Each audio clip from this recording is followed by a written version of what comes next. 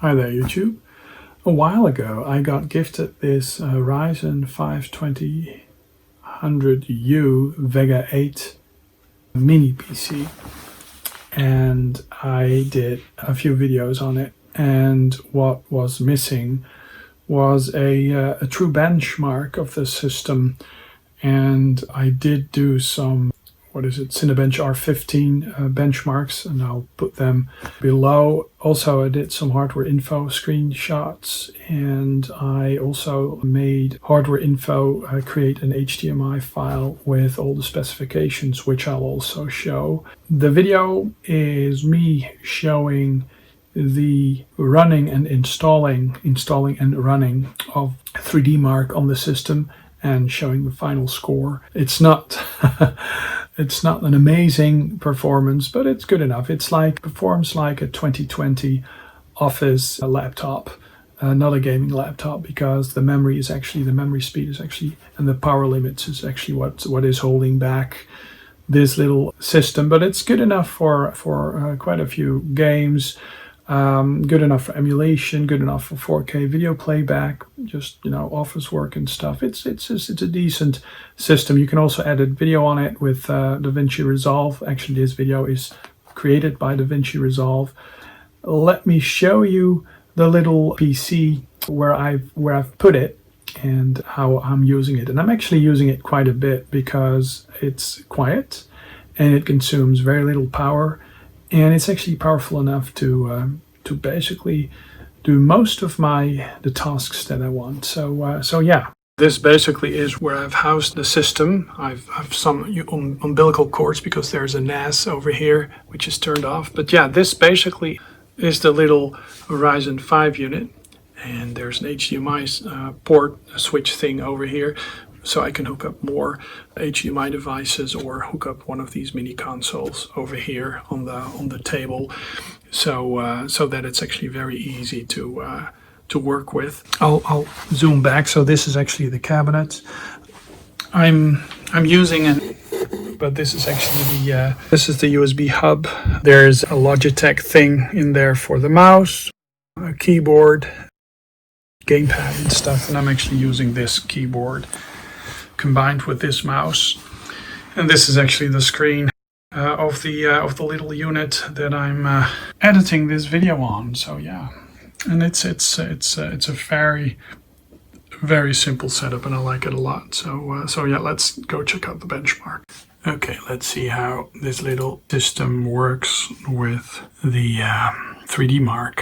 So it's I just installed it, and yeah, the other benchmark is OpenGL, and OpenGL is not the best thing to run on an AMD GPU. So let's see how it does. It's just me running it for the first time and filming it with my phone, because grabbing this will probably end up in a nightmare. I might actually be able to capture it with the capture card, but yeah, let's see how this works. So it's the advanced edition. TimeSpy, oh gosh, I have to install that, I guess. So TimeSpy is actually one of those benchmarks that really yeah, does a lot of it's very familiar. So let's see how it runs. Graphics are set to 1080p, and I'm not really very familiar with this with running this benchmark, basically because I never do. But I'm actually quite interested in seeing how this little mobile Ryzen 5 unit actually works. And as how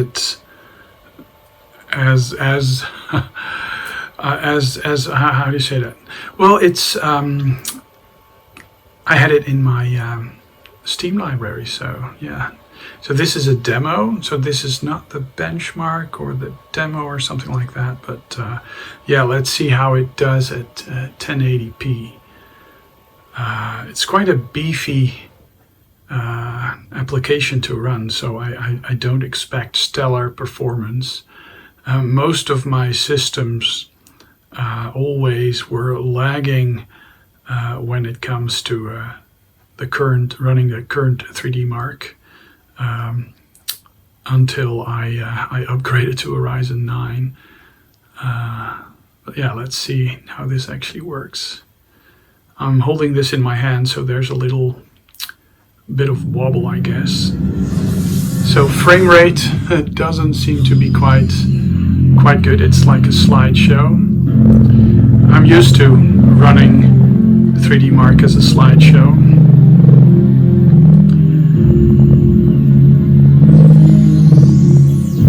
So yeah.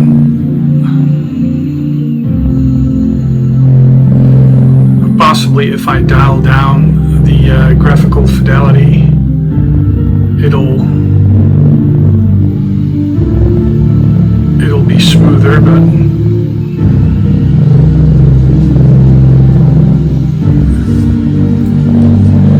I guess this isn't going anywhere. Let's press escape.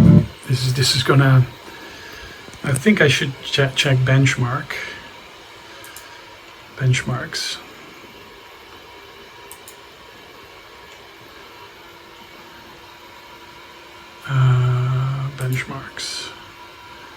So let's do the times by benchmark. Just standard settings, running the benchmark. I guess that's what we actually want. Actually, that vector game over there, Wouter the Highlander actually pointed it out to me. It's actually an awesome game. Runs very well on this little system, but yeah, running the latest and greatest games on this mobile unit, well, it's basically a laptop with a graphics card, probably isn't the best thing to try. So I did select the benchmark and it still says demo. Whatever. Yeah, if you do see some interference, that's because I use LED lighting. The mains frequency over here is 50 Hertz, so it's bound to interfere because I can't set the frequency, the shutter speed on my phone's camera, which is a shame. Actually, one would expect an iPhone to be able to do that, but alas. So it's loading. And I'll put some of the specs and stuff in the video as well. So yeah, I mean it's perfectly capable of editing video at 1080p. It can capture games. It can run most emulators. Quite a few of the earlier. Oh, it's the demo again. Well, let's let it roll. Perhaps turn down the volume a tad. It probably will interfere with the benchmark results because it produced an overlay and stuff, and the little system is struggling. Now, this system is actually capped. The processor is capable of doing more, and also the memory is capable of doing more, but the BIOS in this t-bao system really is locked. I think the only thing that you can actually set is the voltage for the GPU, which I'm not very comfortable with in changing. But this, running a 3DBenchmark benchmark on one of my systems usually produces a slideshow like this. I'm more familiar with seeing this as a slideshow than seeing ultra smooth footage that basically only happens with high-end PCs, I guess, or desktop systems with a beefy graphics card and stuff. So the Vega 8 or Vega 8 and the Ryzen5 2500U basically is laptop hardware, and in this little system, basically it's capped. So, but still, I mean, if a laptop runs it like this, it's actually quite capable still.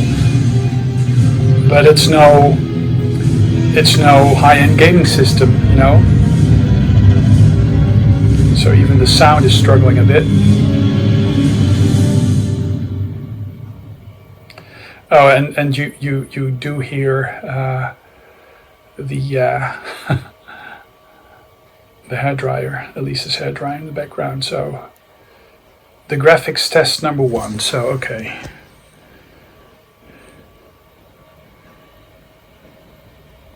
So this does do DirectX 12, and it doesn't rely on OpenGL. I think it just does DirectX. Vulkan is also an API that the Radeon graphics cards actually work pretty well with. Yeah, perhaps I should just install some of the higher end games of my Steam library and just see what the gameplay is like.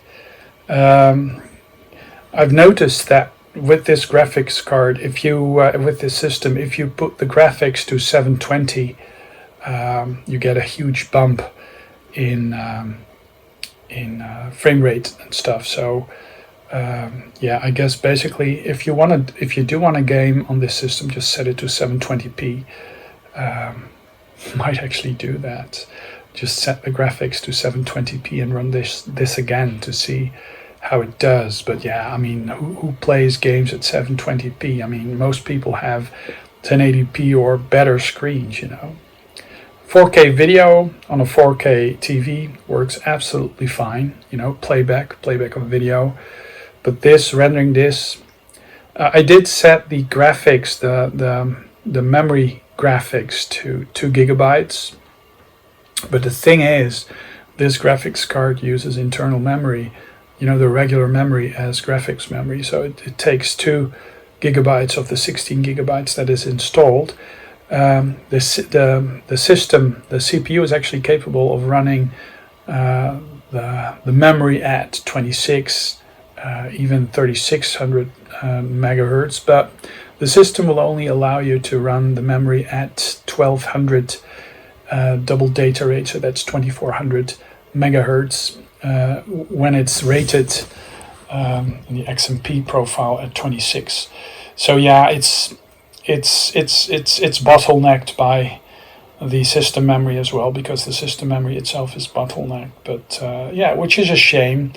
But I guess yeah, if you look at the small system and you know the way the box is and the way the power brick works and stuff, I can imagine them just not wanting to exceed specific limits in order to maintain stability of the system and having it run at decent temperatures. Actually, the fan isn't ramping up that much. It's relatively quiet, so it's actually quite impressive still. And if you look at all the lighting effects and stuff. Yeah, what's also quite an interesting thing is that the new NVIDIA cards, the graphics cards, they all have the new graphics card, they need a new power plug, which seems to not be supported by most, if not all, power supplies out there, which basically is just insane. These graphics cards are using a lot of power. Now, I haven't seen AMD pull a stunt like that, you know, like make a lot of power supplies obsolete. I hope they won't, because the need for me to buy a new power supply in order to have one of the newer graphics cards run would basically make me not buy an NVIDIA card. Even if a new NVIDIA card, even if the drivers are more stable or better maintained and stuff. Yeah, it's just not on the cards. I'm just not gonna rip out the power supply of my system and just to have a new graphics card installed.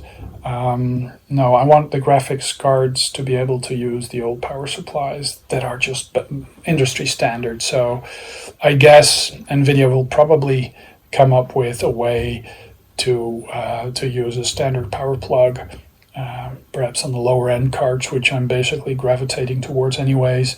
But yeah, I mean, it's just insane.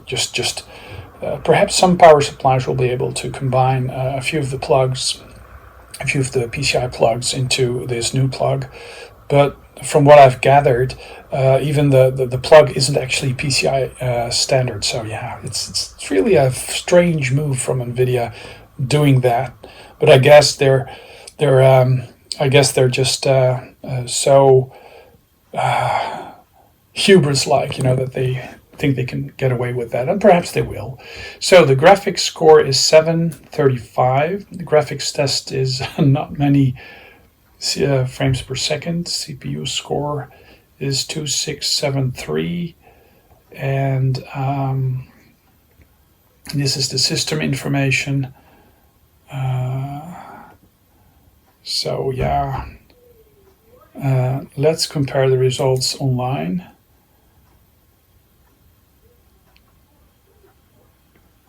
And I'm Lactobacillus.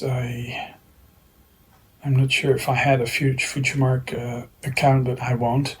So total score is 824, and it's like better than 3% of all results. So of all gaming systems, it's like on the lower end of everything, I guess. So a premium gaming PC gets this, a high-end gaming PC gets that, gaming PC, gaming laptop, office laptop. So yeah, basically it's just like a 2020 office laptop with Vega graphics. And I guess it's not performing like a gaming laptop because, well, the graphics and the benchmark of the graphics and the RAM is actually severely limited when it comes to memory bandwidth and stuff. So yeah, it's not running at the full speed. It's actually running at 1866 instead of the indicated benchmark. So yeah, it's not really that great, I think.